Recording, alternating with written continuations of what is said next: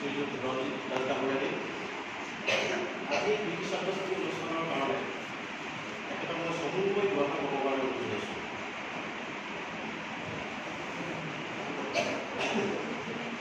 নমস্কাৰ, মোৰ নাম শ্ৰী ৰঞ্জিত দাস।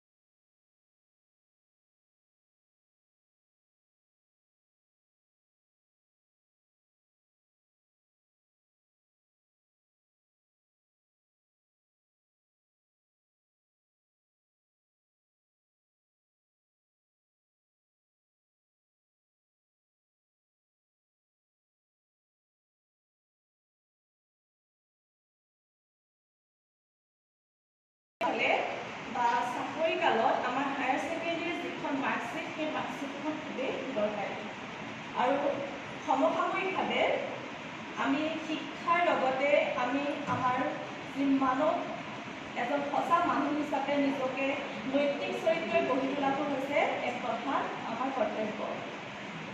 মেট্ৰিকত বহুতো দেখা যায় যে মেট্ৰিক পৰীক্ষাত খুব এটা ভাল পাৰ্চেণ্টেজ পোৱাৰ পাছত অহংকাৰে তেওঁলোকক হায়াৰ ছেকেণ্ডেৰী ৰিজাল্টটো তললৈ